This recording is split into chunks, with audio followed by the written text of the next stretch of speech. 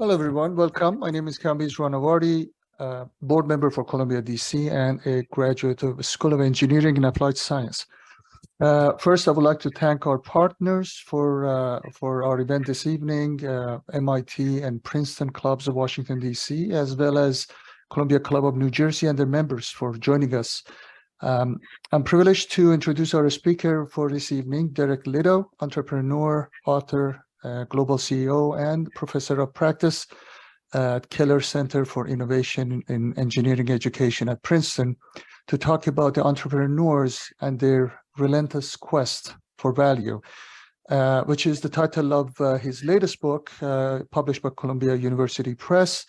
We have provided the link. It is on our website, and we will share it again within 24 hours of this event with the link to the recording of this event. This discussion would be in conversation with Kate McCarthy Zachry, journalist and Wakefield Research Executive Director. Please allow me to briefly introduce our speakers, but I would encourage everyone to check our website for their complete bio. Professor Lidow is unique in having successful careers as CEO of a global publicly traded semiconductor company, a founder and CEO of an innovative and valuable startup, and now as a teacher and a scholar of entrepreneurship and innovation. He's the author of several books, including Startup Leadership: How Savvy Entrepreneurs Turn Their Ideas into Successful Enterprises. Also, Building on Bedrock: What Sam Walton, Walt Disney, and other great self-made entrepreneurs can teach us about building valuable companies. He has published hundreds of articles on innovation and entrepreneurship and leadership, graduated summa cum laude from Princeton, and received his PhD from Stanford as a Hertz Foundation Fellow. And our host, Kate McCarthy Zachry, as I mentioned, executive editor of Wakefield Research. She's a leading market research firm. Before that, she was the news director at WGBH in Boston, and prior to that, she was the editorial producer for This Week with George Stephanopoulos at ABC News, where she oversaw breaking news and special events for the show. Zachry also served as a producer and digital producer for Good Morning America and worked for Thomson Reuters as a digital producer. She began her career at C-SPAN, the White House beat, and she was honored as a Carnegie Fellow in 2007. So without further ado, Kate, Derek, I send it to you guys. Excellent. Thank you so very much. Hi, Derek. How are you? Fine, thanks, Kate. Glad to be here with you. Yeah, me too. Me too. So I very much enjoyed this book. It was such a fascinating read, and it is incredibly and detailed and researched. And so I want to get into a lot of that research and a lot of those details. But I was hoping first we could just start with some of the broader questions, because one of the things you wrote was, and one of the reasons why I knew I wanted to read this book, was that nearly everything we take for granted about entrepreneurship is wrong. So let's start off with that. Why is everything we know about entrepreneurship, or what we take for granted, wrong? Yeah, and that was a shocking finding on my part. I teach entrepreneurship, I know the genre, so to speak, and something kept tugging on me that I need to understand really how this works. As an entrepreneur, I knew that good advice, the good general advice, was hard to find. And coming to Princeton, I found a lot of good advice that was supported by research, but it didn't explain how this really works. And I guess my scientific background made me feel that I don't understand it well enough if I can't explain how it works. And so I was looking for when entrepreneurs first came onto the scene. And, I sort of thought Rome, Greece, something like that. And I teach the field, and okay, that should be fine. That should get me there.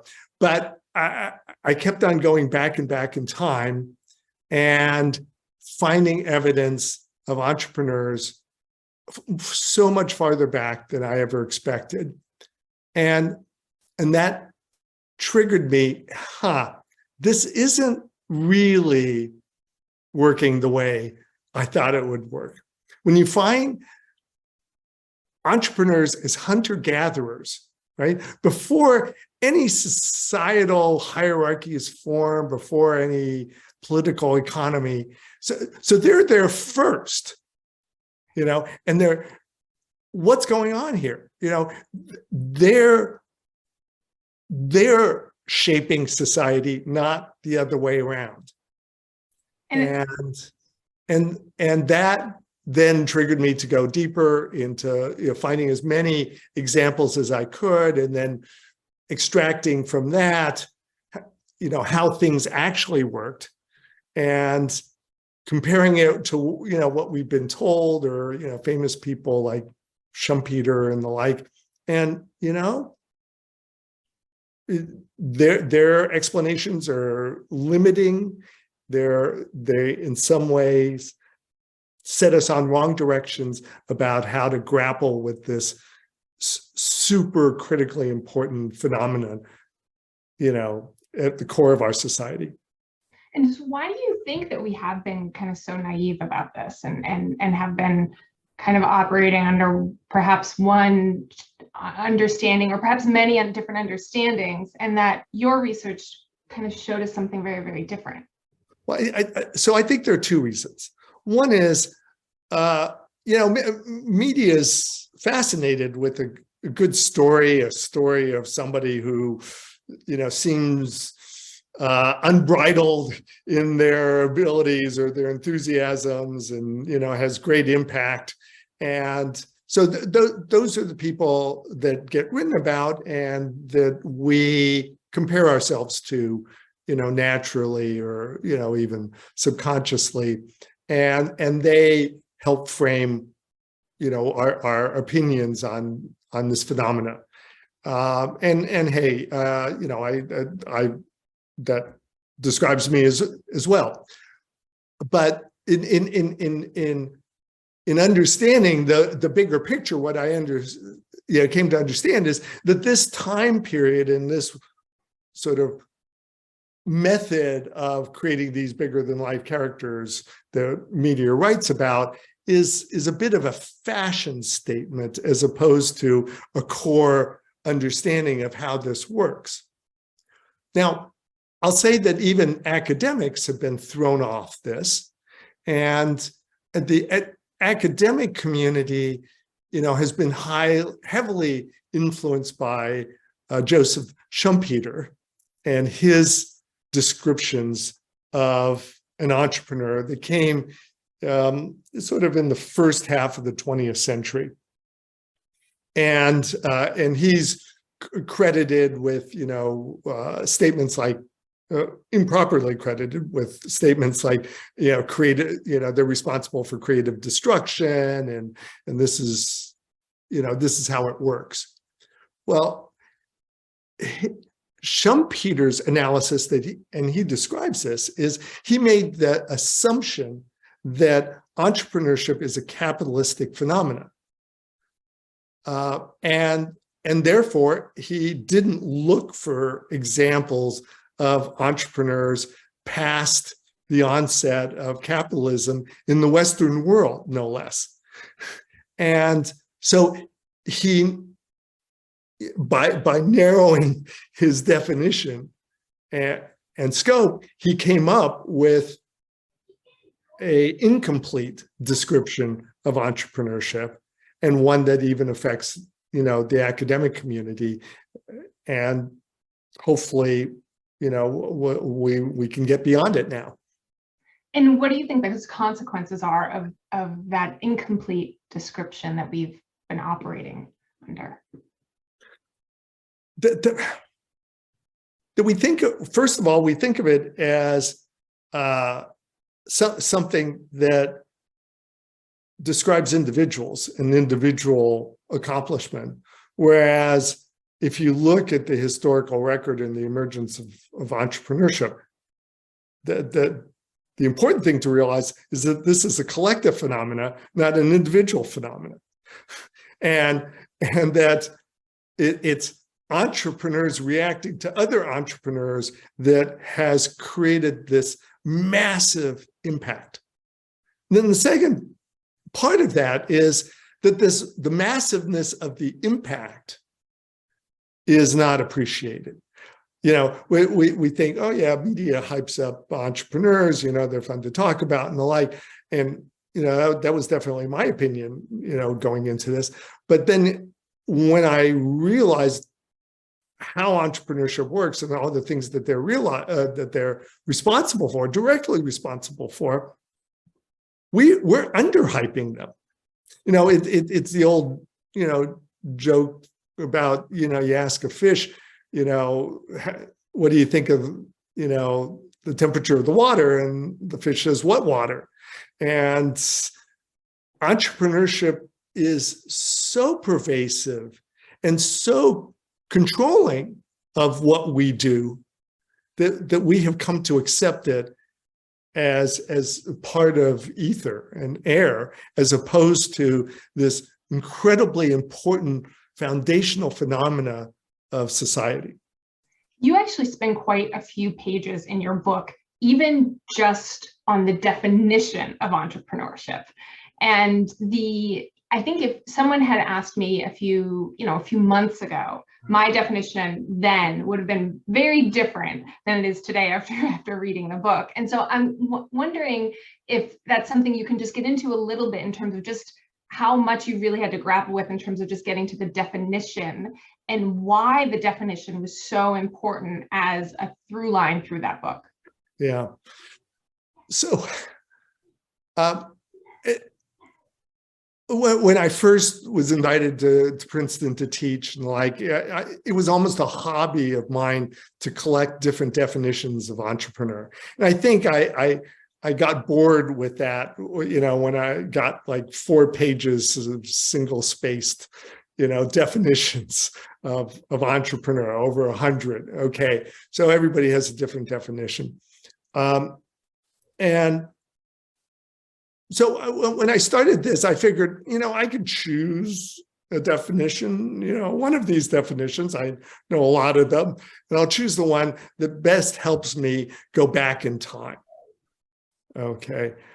And what I realized, particularly when, you know, I wasn't even close to the start of entrepreneurial activity in Rome, I realized I need a definition that will allow me to spot entrepreneurial behavior at any time and in any culture. It's got to work in China, in Africa, and it's got to work for in archaeological settings. So how do you pick out an entrepreneur in the rubble of an excavation? Well, it turns out that it's not like archaeologists go looking for entrepreneurs. They talk a different language, so they've overlooked entrepreneurs. But they've done some great work in figuring out the social hierarchies and political hierarchies. And that leads you to understand who's acting on their own behalf, who's self-directed and who's not. And who's the one in the town or in the region that everybody's going to get their, you know, flint axes from, you know, and is there some sort of, you know, fair exchange going on, you know, not a directed exchange. Is there a fair exchange going on for those flint axes or not? You know, so you can spot that in the archaeological record. And in working to tie the definition of entrepreneur that would work in archaeological settings to that would work with the earliest known writings by entrepreneurs about entrepreneurs. And so you got to make sure that the definition works completely through to that connection point. And then to today, I was able to fashion this very specific definition that completely defines entrepreneurs in all times, in all cultures, and, builds on what had previously been relatively narrow definitions of entrepreneurs. Again, being constrained by the definer to be a capitalistic phenomena, or a democratic phenomena, or a phenomena, having to do with starting companies, where modern day companies are an invention of only about 150, 60 years ago. So, none of them apply. So you've hinted at some of this, but do you want to give everyone the 3 bullet points of what the 3 bullet points. So this is what defines an entrepreneur forever. Okay. 1, it's a self-directed individual. So the person is deciding on their own what they're going to do and how they're going to do it, including how they're going to make ends meet for themselves. The second is they're practicing a skill that their culture, neighbors, considers to be valuable enough that they want to benefit from it. They want what's an output or a service or whatever that skill is producing. And then the third criteria is that entrepreneur is enticing others to engage in an exchange, so they're getting some value back for performing their skill, delivering their product or service. So you're looking for self-directed individuals, valuable skill, and the ability to entice into, a two-ended, exchange. I'm a little curious, it's not in the book, but as you're talking to some colleagues and fellow entrepreneurs about this definition, was there any surprise or did everyone no, that really makes sense? That is a complete definition that can go back through any point in history. Well, it's interesting because the entrepreneurial academic community went through this, navel gazing in the early 1990s, so 25, 30 years ago, about this definition of entrepreneur, and ultimately agreed that that no definition exists, and they were done arguing with it. And so that's cast the sort of a pall on the field a bit. So going back to, the academics with this definition, they're all saying, holy Moses, this is something that we need to revisit. And this works. So it's created quite a buzz in the entrepreneurship community. In the popular community, I think my definition, isn't sexy enough to sort of get talked about. It's got 3 points, good to know, but I'm not going to use it. And it doesn't necessarily reference what I think had you, how I would have answered that question a few months ago, and probably how most people would answer that now, in terms of what you see as a definition and a successful entrepreneur and making money and operating the company and growing and all of this. It's because it doesn't necessarily reference that as literally the founding, the pillars of creating the entrepreneurship. Yeah. Well, so those things that we come to expect of an entrepreneur, to want to grow their company and to, sell their product and market it, and, it turns out to be manifestations of how this phenomena works. So remember, it's not an individual phenomenon. We can spot individuals, and we need to spot individuals that are behaving as entrepreneurs. Okay. But it's how they behave that is the interesting thing. So what you see really early on, I mean, we're talking about 6,000, 7,000 years ago, okay, is that entrepreneurs tend to coalesce in one space, and they do similar things to one another. They're copying continuously what one another is doing. And in this copying, each one is doing something a little differently because they might be right-handed and the other person's left-handed, or the rock that they're using for their mold is, limestone instead of, granite or something like that. And so they're each doing, some little experiment on, how to do this differently. And in doing that, they're learning how to produce more and more and more.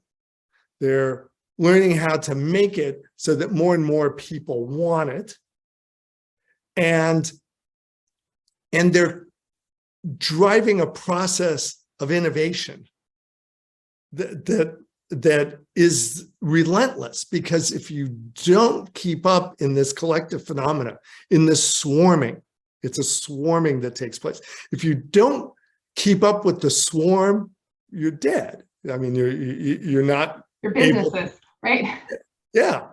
And so this swarming phenomena that produces this significant, massive, impact and relentless innovation is what we're, use too often as the definition of entrepreneurship, but it's really not entrepreneurship at its core. It's really the result of this swarming phenomena and this relentless cycle of innovation that it takes place within it. So you've talked a little bit about how the definition has to be able to go back. And I think the earliest example that you gave in the book is 7,000 BC and the bead factory in Jordan. And I'm wondering if you can just talk a little bit about that, because of all the examples that you wrote about, that one is the one that stuck out the most to me as truly just incredible. And really gets at the heart of what you were talking about in terms of entrepreneurship is not a product of society, but has been there before there was any sort of societal structure. Yeah. So I was shocked. I was super excited when I found this example of these hunter-gatherers in modern day Eastern Jordan, and where they wintered in this little, watershed. They were near this marble outcrop, this, dramatic marble outcrop with all these different colors of marble. And over several seasons there, they set up a factory, what we would recognize completely as a factory. They leveled the stone. They created different stations at different places along the stone on both sides. And they developed a process where they chisel out from the marble outcrop a little, nugget. And then at one end of the table, they'd start forming it into a circle, although they had different shapes and sizes. They made different, products, pendants and beads and the like, and then they'd, using an abrasion method, they'd create holes through them, and then they'd pass it on for further smoothing it down, and they'd pass it to the other side of the table and then out. And so, boy, were they organized. I mean, this wasn't an accident that somebody picked up a cowrie shell on a beach, and then exchanged it for something, inland. This is deliberate mass production of these beads and pendants. And what we see in the archaeological record is that then, almost immediately start showing up goats and sheep in this place. And goats and sheep aren't anywhere near this, where they're making their jewelry. These people are trading their, beads and pendants for goats and sheep to have, meat in their diet, all the time. How did you find what was that process? That is, to even think of going that far back. And was that truly the first example you could find anywhere? It's the first absolutely rock solid example. There are some other examples that I'm really intrigued by and, love to talk about, but they'll take us off course. They're not verified necessarily. Right, exactly. And so, but this one was the best example, for the farthest best example. Truly hunter-gatherers, no doubt about it, and it just took a massive amount of digging to find it. Not my archaeological digging. I relied on these two master archaeologists to do that, but from their work, I was able to discern this. That's amazing. That's amazing. So I want to fast forward just a little bit, because we have a lot more historical examples that we can definitely go back to. But you talked a little bit earlier about the swarming and I'm wondering if you can kind of expand on that a little bit more, as well as the entrepreneurial innovation cycle that you talk about so extensively in the book, and why those two parts of entrepreneurship are so incredibly important, and why, how you see that throughout the history and to today. Yeah. So what you see when there's enough archaeological, evidence, you see entrepreneurs that tend to congregate in similar areas, and they're doing similar things. So in the early copper age, like 4000 BC, you find what is analogous to, our Silicon Valley copper, a whole village and part of the northern Negev desert is filled with these entrepreneurs that are making copper tools or helping others make copper tools. And I can point out hundreds of examples of this swarming phenomena where somebody sees somebody accumulating some wealth, and they say, I can do that too. And then they go do it. And then somebody sees them, or a few people see them, and they say, we can do this. And not everybody can, but some of them can. And they're all watching one another to see who's making more, who's, getting wealthier and the like, and they're adjusting what they're doing as they're going. So in that adjustment, they're adjusting to both make it easier for themselves and to make sure that they keep up with whomever they deem to be, more successful than they are. So that's the swarm. Now, within the swarm, they're looking for actually three specific things, to get ahead. One is they want to make more, okay? And so they're developing techniques, and they're watching who can make more with the same amount of material or whatever. But all these swarms, they tend to come up against a challenge where they're making so many of them that, they need more customers.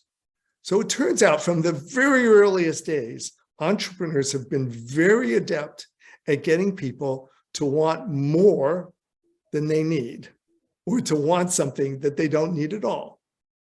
From the very earliest days, we're talking back, 6,000, 7,000 years ago. Okay, you see that they're getting really good at scaling demand as well as scaling supply. But then also what you see is that this gets pretty complicated. And so they also get good at scaling what I call simplicity, simplifying this so that they can still maintain entrepreneurial control over what's going on. So either they can supervise more people, or they can, innovate a tool that makes 3 at a time instead of 1 at a time, or, all these things that ultimately allow one person or, to supervise more production, more demand, and the like. So entrepreneurs are the single biggest source of innovation on the planet by far. So they're much more responsible for all the things around us than any governments, any religions, or any big business entities. And this is what drives them, is the swarming phenomena that multiplies an idea relatively quickly and creates this innovation cycle where it moves the thing forward, both in terms of, supply, which reduces costs, in terms of demand, spreading it everywhere, and the simplification that then allows those cycles to accelerate even more. So we're talking about a big deal. You write in the book that entrepreneurial impact dwarfs every government, religion. The impact of this is such a force that nothing else can compare. And that's specifically because of this swarming effect that you're talking about. Exactly.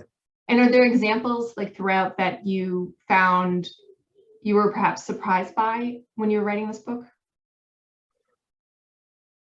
Well, I was surprised by, I was surprised by the swarming phenomena and the innovation and the fact that the innovation really only occurs in these 3 dimensions. So don't count on entrepreneurs to make things safer or any healthier or anything like that, because that's just not what they're at. So that was surprising, and I worked really hard to sort of verify, was there some other innovation that's snuck in there that I didn't see, or the like? No, it's not there. That's just not what you're going to get. In doing this and in tracing back so many parts of society to these various entrepreneurs, going back to, who was the first and where did it happen and why did it happen?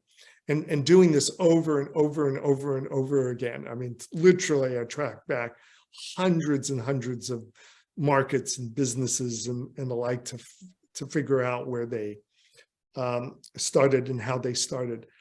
And major events along the way. I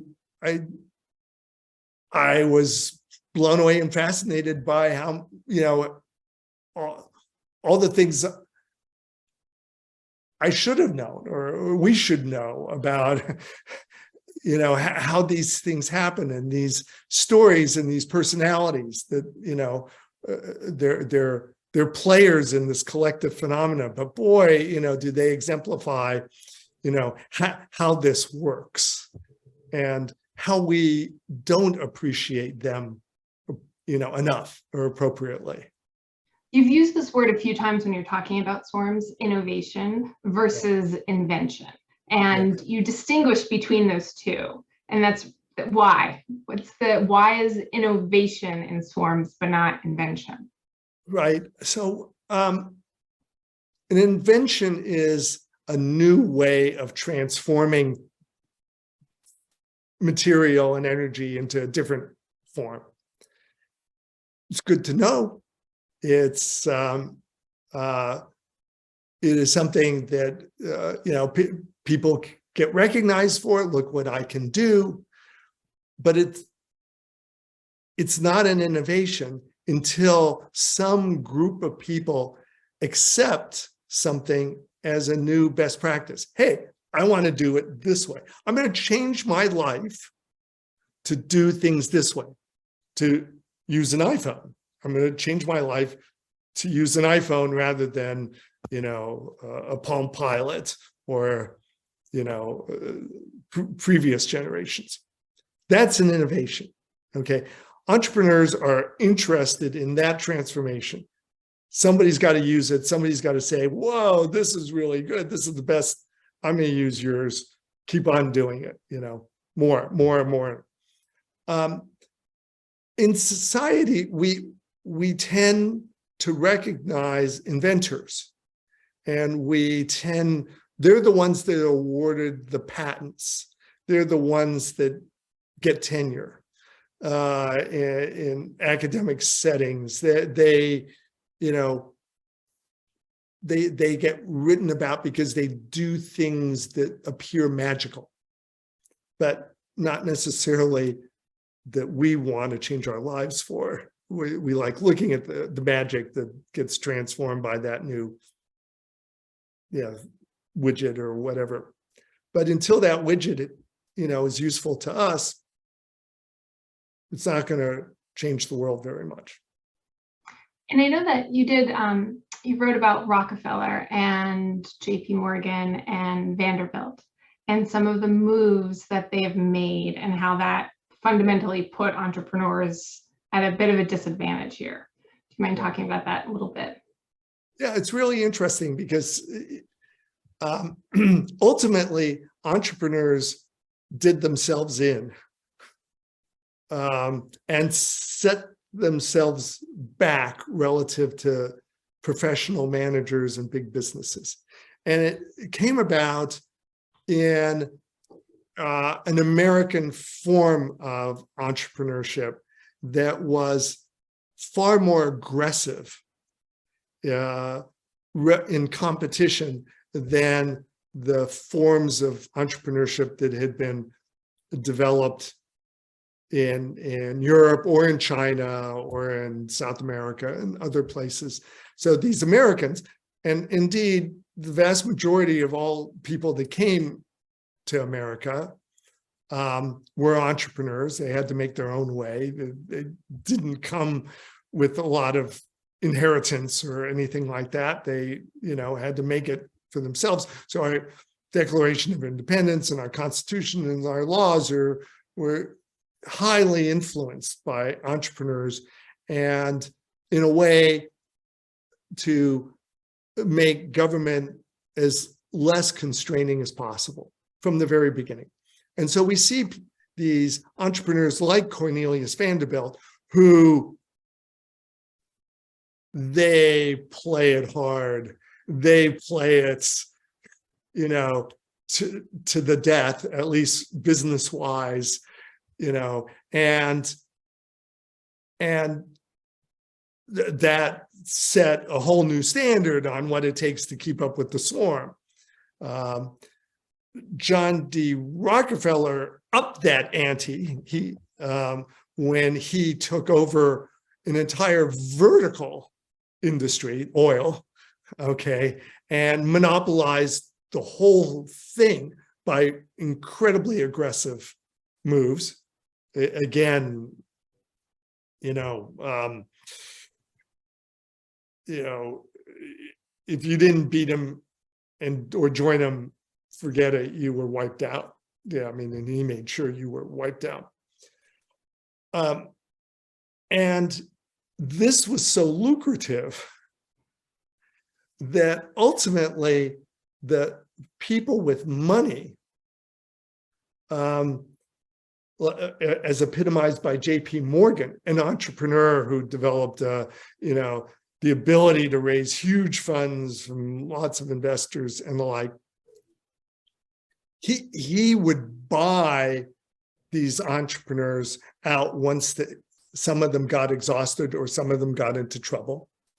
And then he found that he could replace them with professional managers who would respond to what he asked and wouldn't go off and do what the entrepreneur, being so self-directed, thought that they should do. So JP Morgan basically created the status of the professional manager, and ultimately there in the early years of the 1900s came this understanding from all these innovations that are done by John D. Rockefeller, Cornelius Vanderbilt, and others on how to create large corporations and how to take over entire markets. And JP Morgan, showed that once the entrepreneur pointed out the direction, take it over, fire the entrepreneur, bring in the professional managers, and it'll be less risky and better return for investors. Big business then flourished, and entrepreneurs were pushed to the sideline for about 75 years. And it wasn't until after World War II when these large professional organizations, mostly so oligopoly, 2, 3, 4, big corporations that dominated these markets, when their professional management and their risk aversion prevented them from keeping up with the renewed pace of innovation that was sparked by the innovations from World War II, particularly in the electronics area, that entrepreneurship once again showed that it could create higher returns for investors, outperform the big businesses, and become sort of the premier investment vehicles.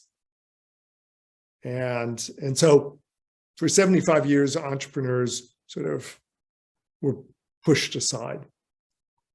And some of these innovations have had a lot of unintended consequences. And in some areas, as you write about, those unintended consequences actually provide new business opportunity for new problems to be solved. So can you talk a little bit about some of those unintended consequences and how they've affected us? Yeah. So entrepreneurs are, particularly successful ones, are really good with keeping up with the swarm and keeping up innovation. But this is a very fast-paced thing. They're keeping their eyes on all the entrepreneurs that they can see in their neighborhood or on the web or whatever, and they're moving fast to keep up or to get a little bit ahead with their innovation. What they're not good at is considering the consequences of their innovations. And so from the very earliest days, you see these entrepreneurs, the entrepreneurial swarms, create these very significant unintended consequences. Deforestation occurs. You're seeing massive deforestation, 1000 BC. Okay. You see all sorts of what we consider to be occupational illnesses, with people dying from arsenic poisoning and all of that. You see with the rise of the sugar entrepreneurs, the rise in obesity and sugar-related ailments and the like. And there's almost no significant entrepreneurial innovation that doesn't have its set of unintended consequences that are resulting from it. So if you look around the world right now, most forms of cancer, diabetes, workplace injuries, also inequalities and inequities, and the remaining slavery, there's the entrepreneurs are the ones who scaled up slavery and figured out how to make this pay big time. It wasn't governments, it wasn't religions, it was the entrepreneurs. And to this day, okay, there's still 60 million slaves on the planet that are enslaved by only entrepreneurs, not big businesses. Okay, so there are a lot of very significant unintended consequences, or maybe intended, that result from these entrepreneurial innovations, and we don't realize that. We don't realize how impactful entrepreneurs are, both on the positive side, but also on the negative side. And the government's tried at various times to kind of deal with that. And we're living today with some of what the government has attempted to do to fix some of those unintended consequences. Can you talk about that a little bit? Yeah, so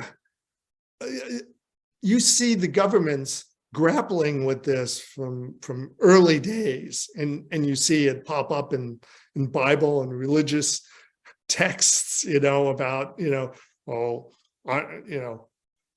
good entrepreneurs will clean up after themselves, and good entrepreneurs won't keep their neighbors up at night, working late, and exhortations like that. But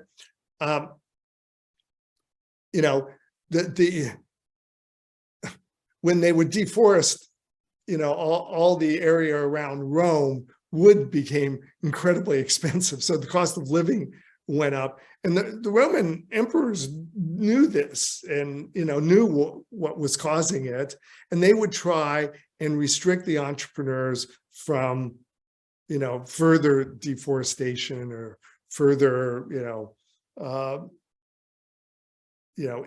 impacts on clay manufacturing, all sorts of things, and none of it was effective. Okay. To the point where the Roman Senate would pass laws that the consequences was the death penalty if entrepreneurs fiddled with, the grain supply chain that was controlled by entrepreneurs. And if they changed it in any way, it would be the death penalty, and still they would get around it. Okay. Still, things would happen that, the rulers just, couldn't control. And it's been that way, to the present day, where even though, let's say, the iPhone has been around, for 15, 16 years, the issues of privacy and, fake news and the communication that it enables, with the faster internets and the like, nobody has passed effective legislation that, that even deals with online bullying. Okay, so governments are ineffective, have always been ineffective, not just us, autocratic rulers. In North Korea today, if you're an entrepreneur and get arrested for that, it could be capital punishment. You could die, and yet every single weekend, thousands and thousands of pop-up flea markets show up where you can buy anything with all these entrepreneurs. Okay, and even Kim Jong-un can't, stop the entrepreneurs, under threat of death. So governments aren't who we can look towards to be effective in dealing with these unintended consequences that unfortunately are starting to get existential in scale. These unintended consequences, they scale up with supply and demand, and even the simplification, you get the unintended consequences. So the massive amount of pollution, plastics that are, showing up on beaches all around the world, and, in the fish that we eat, and all of that, that it is beyond governments to figure out how to solve it. We have to look to the entrepreneurs. The entrepreneurs are the only ones that can create that scale fairly quickly, okay, and you know, apply that much innovation, you know, in a focused fashion. So unless we figure out how to entice and appeal to the entrepreneurs to, okay, create some great ways of cleaning up plastics or reusing them or whatever they come up with, you know, to solve that problem, or the carbon dioxide, you know, in the atmosphere, or the methane in the atmosphere, or all these things, unless we can figure out how to mobilize this greatest force of change on the planet to grapple with these forces, then we should be really worried about our future. So, and that's what I wanted to spend a couple of minutes on that, because that is today and the future, right? That is the now. How we can look at all these examples that you researched in the book and apply them to today. And I am sure that you are seeing things out there today that are warning flags all over. Just real quick to our audience, we are going to be taking Q&A in just a few minutes. If you want to type your question into the Q&A box, that would be great. We'll be going through that in a few minutes. So Derek, you mentioned kind of, I always thought about it as, when I was reading the book, I was thinking about it as it's almost like the process of becoming an entrepreneur, being an entrepreneur. There's bureaucracy there, right? Like the process has standards. You have to file your forms, you have to pay taxes, but the consequences don't have any standards. Yeah. And so what could possibly motivate them if we have to turn to the entrepreneurs to fix society's problems, many of which they created? I don't know if you would say all, many, most. How do we motivate them to do that? Well, so another thing that comes out of looking at the entrepreneurs over history, you know, okay, is that they are not profit maximizers. Okay, big business, they're profit maximizers, but entrepreneurs are not profit maximizers. They are recognition maximizers. They want to be recognized, okay, for their self-directed skill and their ability to, you know, capture value from lots of different people. They really, that's more important to them than making the extra dollar. Okay, so just like they entice us to, you know, give them something valuable for their skills, what this points to is that we can entice them to work on things that are really important to the world. Now, so I point out, I mean, the last chapter of the book is basically about how, you know, how much can you control a swarm and how do you get them to swarm over the things that we want them to? And there's some very specific things that we can do. And some of the most direct things that we can do is to give them recognition, okay? To give them recognition for how important they are and how much we rely on them. For example, a lot could be done if there was some sort of national form of recognition, a National Academy of Entrepreneurs. There's National Academy of Scientists and National Academy of Inventors. So we acknowledge all those inventors, but not the people that actually innovate, you know, with those inventions, who are actually creating the most value and massively multiplying it. So actually, by just recognizing them, we can get them to take more responsibility for their unintended consequences, be more aware of them, and then also to feel recognized and the like for applying their innovations to areas that create overall well-being, not just, something cool for an individual. And can society because I would think it's going to be a tall order to get the entrepreneurs who, at the very basic definition, you include self-directed, to kind of come together to create this. Do you see other forces within the world helping that could possibly try to direct that swarm? Other than society recognizing them? Yeah. Well, there's society getting savvy to some of their methods and holding entrepreneurs to a higher standard. So, for example, a lot of entrepreneurs entice us to want things that are not good for us or good for our children and the like. And by just educating people that this is happening and what methods are being used, there's strong evidence to show that the entrepreneurs will stop using those methods.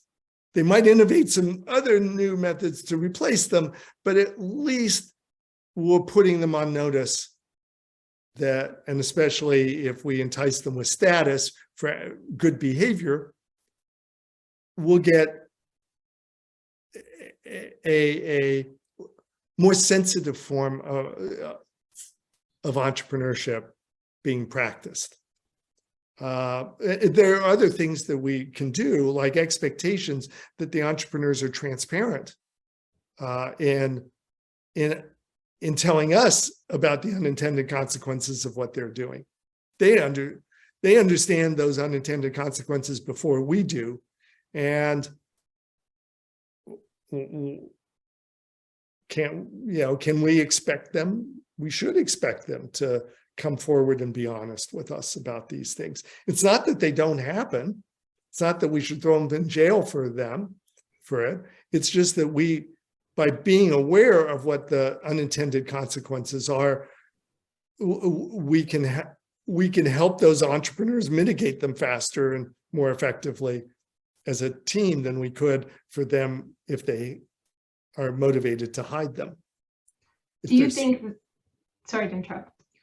Do you think that the recent COVID vaccine, where it was the development of that, was similar to what I would imagine, like the government trying to direct a swarm, right? And then also coming with the self-recognition that can you talk about the pros and cons of that? Because so interestingly, in Operation Warp Speed,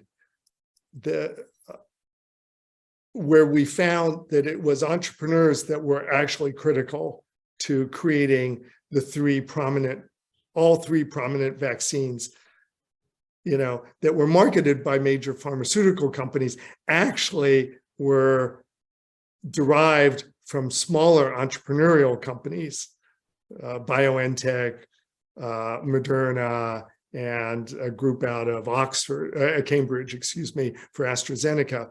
And the way governments cannot direct a swarm, but they can create a swarm. And there they created a swarm by ultimately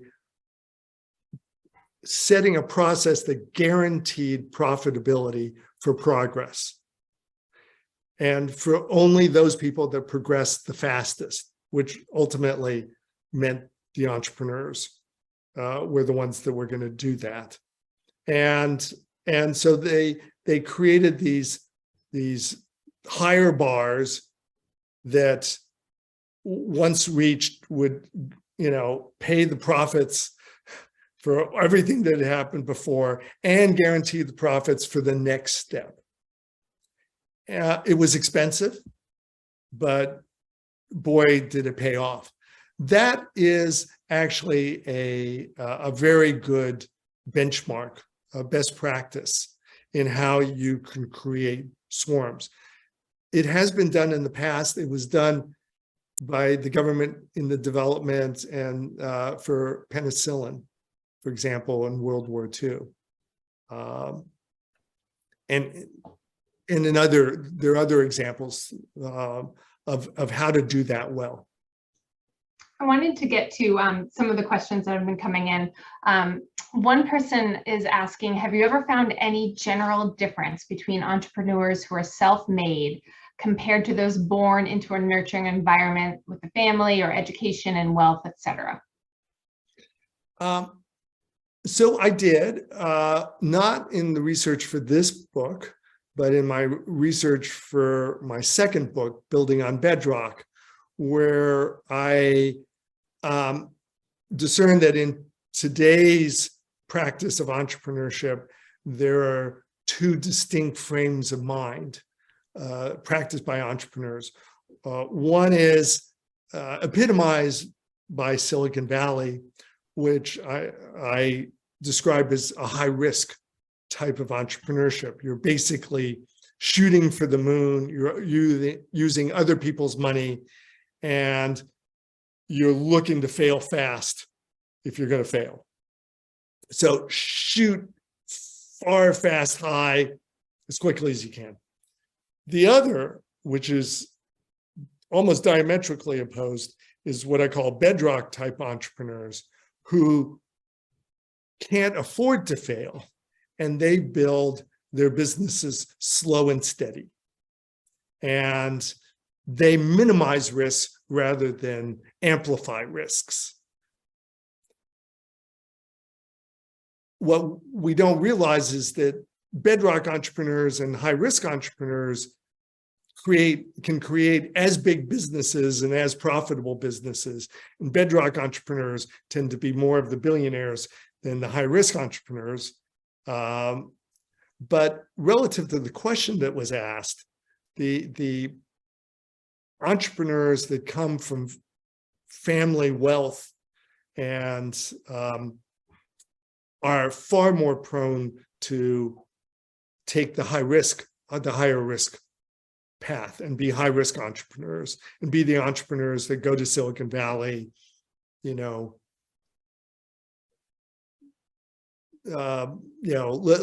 live in, unlimited means and aspire to create companies that will become unicorns in very short periods of time.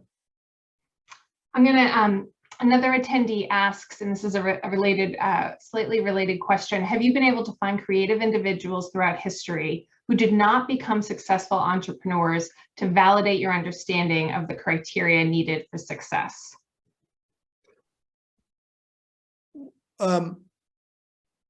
Yes, there were plenty of them. I don't talk about them as much in the book. I do talk about them more, not necessarily in a historical context, but in present day context in my first book, where I compare and contrast successful and unsuccessful entrepreneurs and scaling these things. That book was called Startup Leadership. And that talks about not how you start a company, but how you grow a company to the point where it becomes self-sustaining, whether in a high risk or a bedrock modality.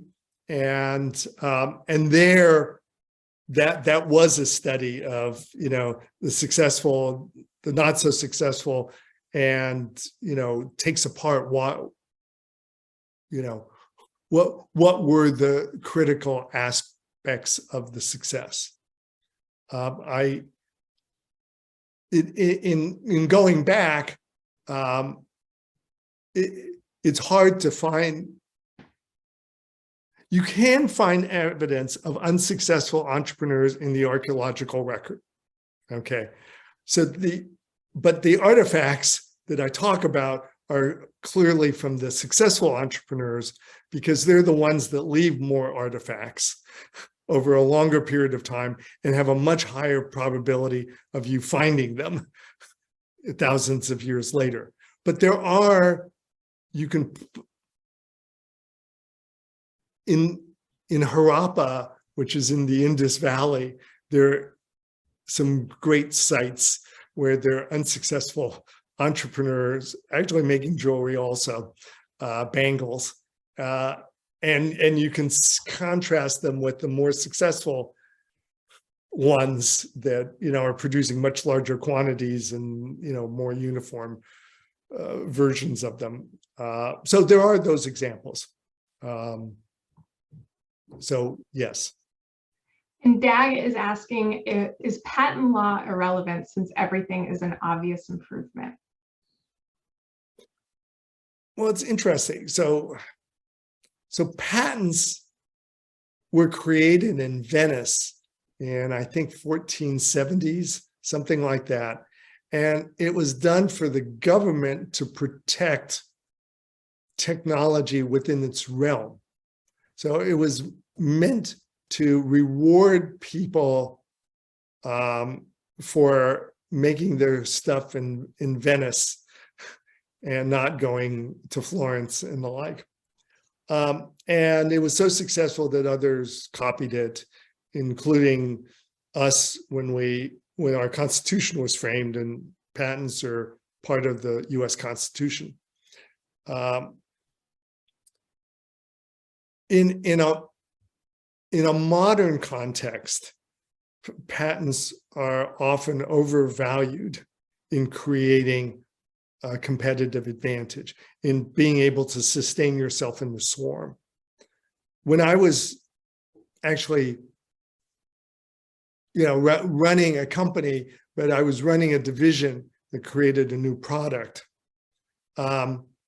we had 61 competitors within the first 3 years, and we had very strong patents. And it took us, tens and tens of millions of dollars to ultimately prevail over them.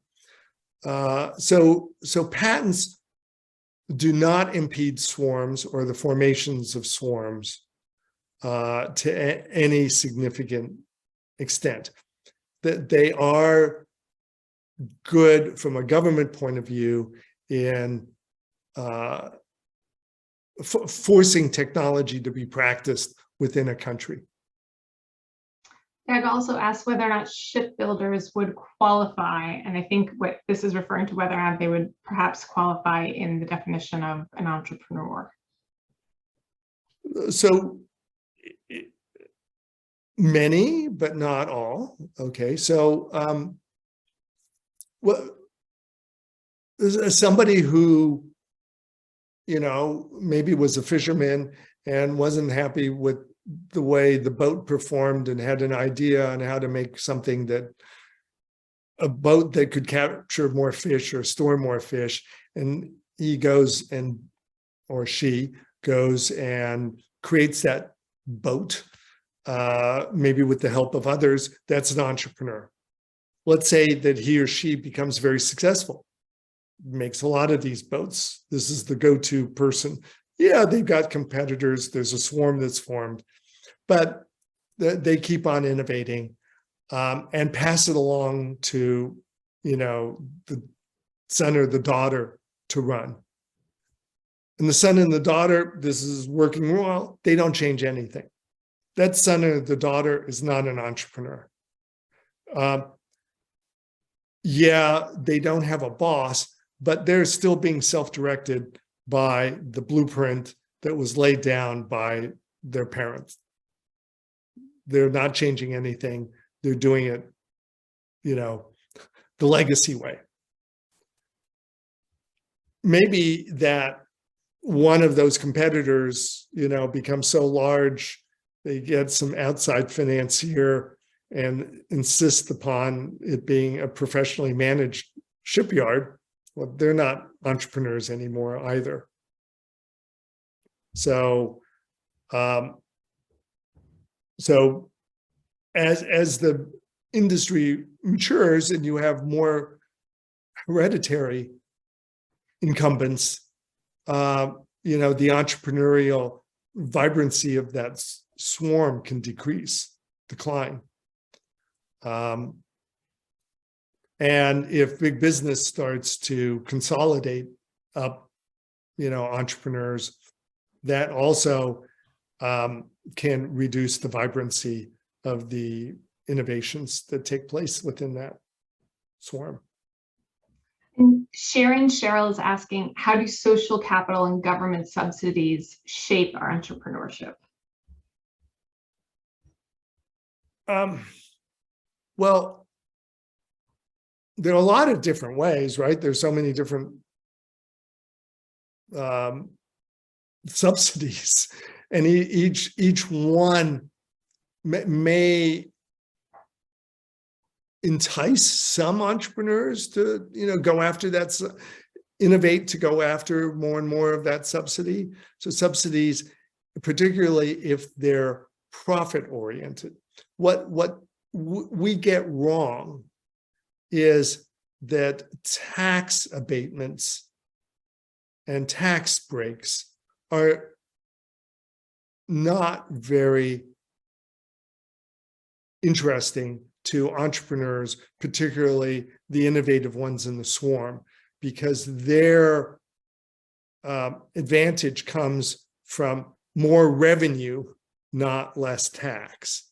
And so we're not really enticing entrepreneurs. We might be enticing legacy, people that are no longer innovating or the like, but and certainly big business is interested in maximizing profits, but entrepreneurs are not profit maximizers. They are running fast and furiously to keep up or catch up. Another attendee writes, I was struck by the comment that you couldn't count on entrepreneurs to make things safer. Could you expound on this and explain why this is the case? If entrepreneurs cannot be counted on to make things safer, does that mean that there's a necessary role for government or some other entity to protect the people? And what does this answer mean as far as discussions about the best organization of society and how much government and regulation is best? Yeah. So in the book, in a chapter on scaling supply, I talk about a person that was incredibly instrumental in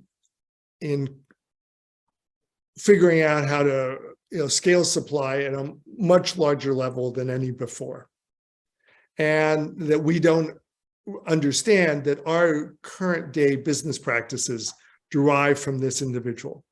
So his name is James Drax, and he was the most successful sugar baron of his era. And this is 1640. And he was one of the early settlers of Barbados and figured out that Barbados was a good place to make sugar. He made sugar more effectively than anybody else. But part of his innovations, his ability to make higher quality sugar, to make sugar in larger quantities, was based on innovations on how to control slaves of a far larger number than anybody had ever controlled slave production before. He didn't buy slaves 2 or 4 at a time in an auction. He owned slave boats and brought over entire boatloads of slaves to, by the hundreds, to man his sugar plantations. And in so doing, he created the modern organizational structure that we use, the hierarchical structure with finance and supervisors and the like, that we use in businesses all throughout the world.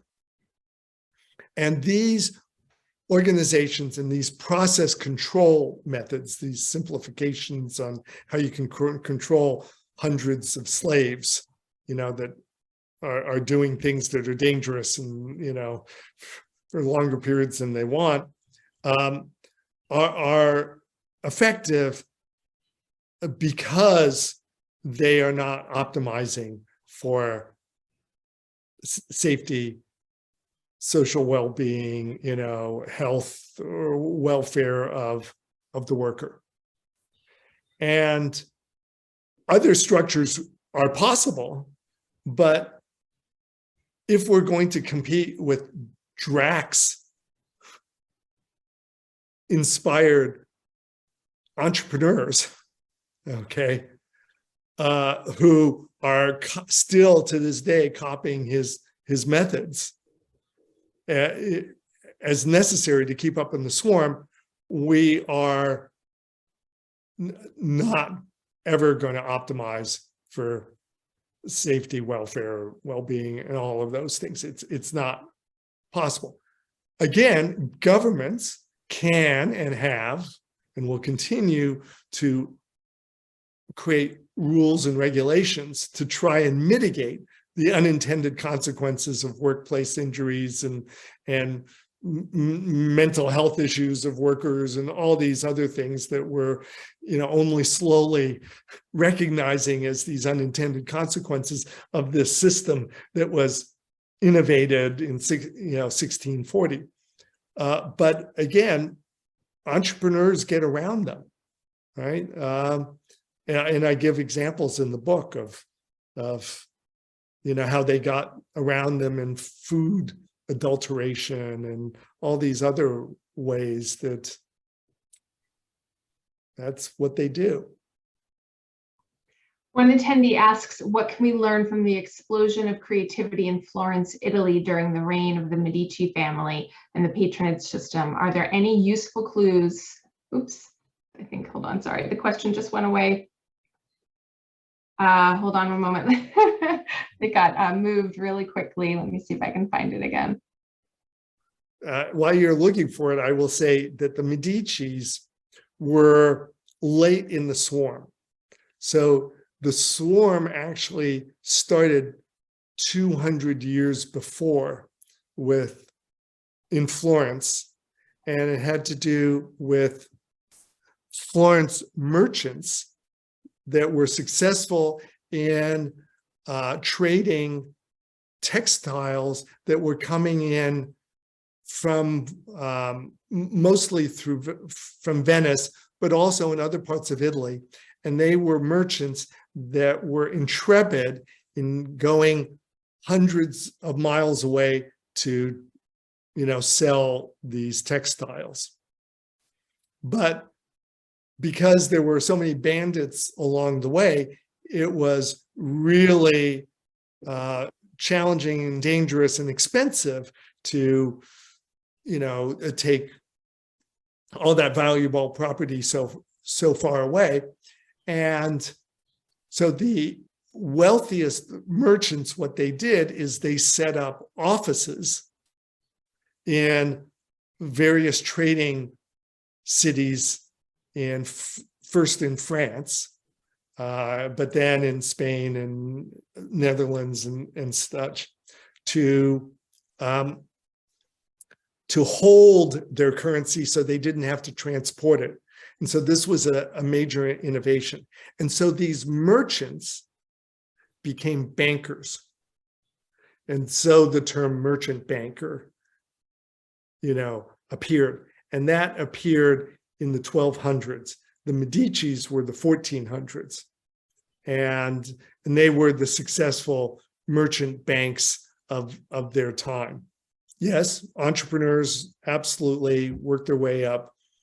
Great story, but the better stories are the Paraduccis, and I forget the other, equally innovative banks, entrepreneurs of the 1200s.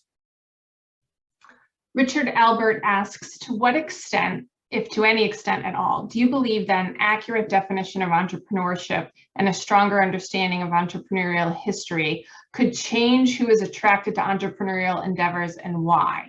Asked another way, could your book spur someone to entrepreneurial action who might not otherwise consider it as an option? And the answer is yes. And I teach students, and my research in the book has led me to change how I teach. And let me just give an example, a fundamental example. Okay. Before the book, we were emphasizing entrepreneurs, you need to be innovative. We'll teach you how to be creative. We'll teach you design thinking. We'll teach you all of these things. What the book pointed out is that most innovation comes from copying and not from setting aside time to actually innovate. You're trying to replicate something that's being done successfully, and in that replication, you're going to experiment naturally, to figure out how to make it work, and you may discover some things that give you an advantage, and you then run with that. We're now going to shift to teach our students how to copy effectively, fast and furious copying, and why that creates innovation, and how to spot it in what they're doing to personalize, the copying that they're doing. That's going to, I think, entice a lot of different people to want to be entrepreneurs. That's fascinating. Not having the pressure. That's really interesting. That's already taking, the effects of that are already in the classroom. Another attendee asked, can you please expand on patents and IPs and whether we need to make changes to improve new entrepreneurs' path to success? So, yeah, in some ways, I'm going to shift the question to what I think is the more here and now and pertinent framing. Okay. So recently, I think in the last week or two, the FTC has suggested that they may want to implement rules to get rid of the non-compete clause in people's contracts when they sign up to work for a company, that in many states prevents an employee for going to work for anybody else in the same field, and let alone practicing their skills that they learned in the other company. That's sort of like a form of IP. And I'm using this as the example because actually getting rid of non-competes is going to spur tremendous innovation and a lot more entrepreneurship. Big businesses don't like that. Okay, so they're lobbying against that. But from an entrepreneurial point of view, and I believe from a societal point of view, this will yield great benefits, high return.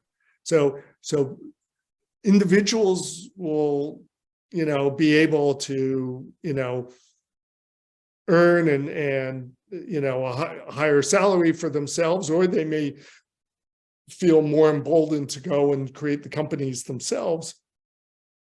But we will have more skills available for copying faster than ever before.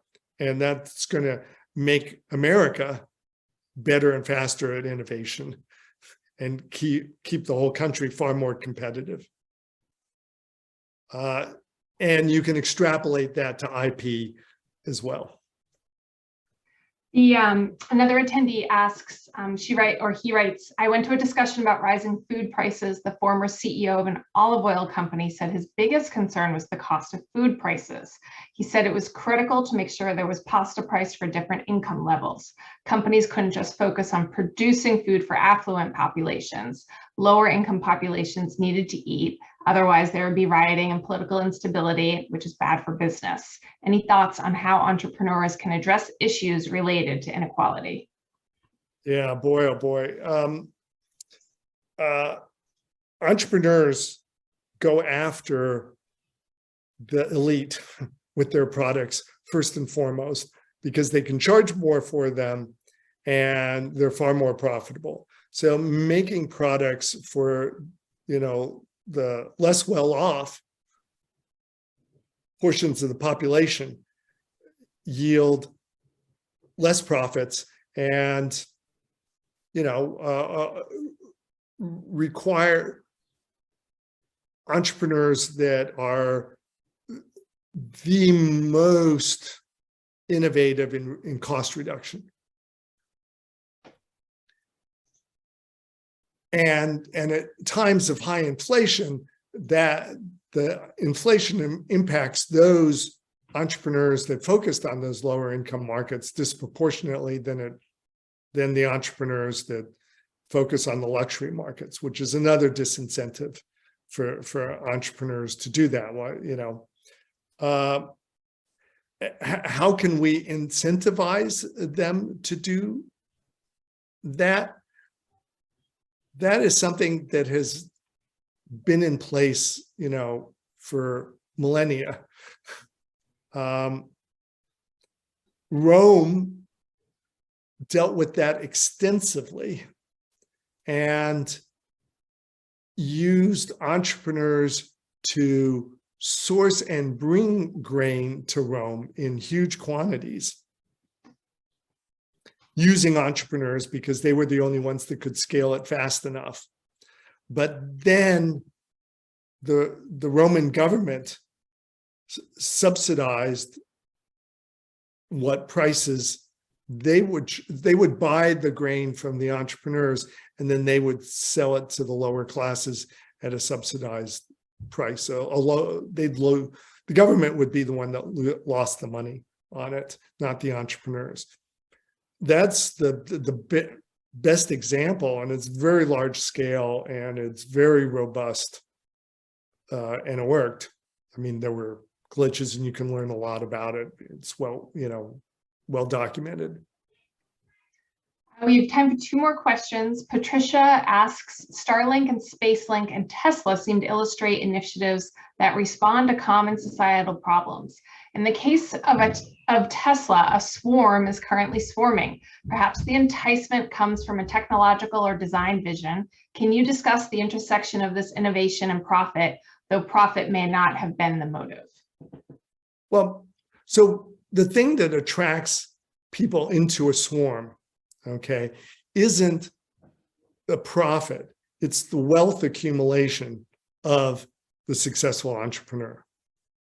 Okay, so yes, likely that wealth creation is coming from creating a profitable company, but I caution that's not always the case, right? So there can be a lot of wealth created around unprofitable companies, particularly having to do with venture capital entrepreneur swarms, but that's a whole different part of the book. But that's relative, the next hour of discussion. That's the next hour, right? But relative to the electric vehicle market, so when Tesla came out, and Elon Musk was starting to capture a lot of attention, and people sensed that he could make or would make personally a lot of money. You had Fiskars, and you had all these first generation of entrepreneur electric vehicle companies, sort of the first wave of swarm. Elon Musk deserves a lot of credit because he innovates faster and on a larger scale than the others, certainly that first generation of swarm in there. The entrepreneurs were continuing, to look at, Elon Musk and how to do, go after, wealth equivalent to what he was getting. And so you had a second generation of entrepreneurs that focused on pickup trucks or long distance truck or electric vehicles or even scooters and the like. And because that's how they personalize the electric transportation opportunity. And they didn't feel comfortable copying the whole thing, or some of them did, but many of them didn't. So they copied portions of it. And so that created the swarm and created pockets and little eddy currents of various electric vehicles. And then that's still going on. A lot of that swarm, by the way, materialized in China. And my 6-year-old daughter peeking I in. was wondering what's going on. Why is this taking so long? That's exactly right. It's bedtime. Yeah. Yeah. So a lot of the swarms now are on an international scale because you can learn things and see things, so much faster and, over much greater distances. And so, yeah, that's an incredibly vibrant swarm and no signs of it dissipating anytime soon. No, not at all. And the last question to Lily, who's Lily Jamali, a frequent host of this speaker series as well. Did anything about your own experience as an entrepreneur inspire you to write this book? Yeah, I mean, the fact that when I was an entrepreneur, I had a hard time finding good advice.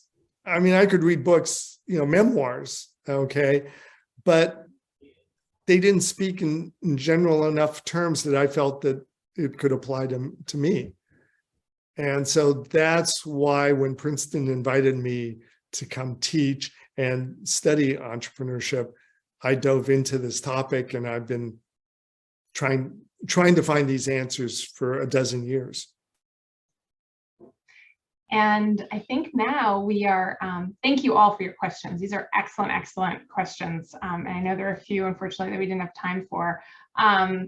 Professor, are there any last words or anything you want to leave the audience with? Well, first off, I really, thought the questions were great, and I really enjoyed talking to you about this topic. For anybody that wants to know more or continue this, I invite people to, connect with me on LinkedIn. And I'm happy to continue answering questions or to, help in, any way that's, that I can. And I hope that people that were attending today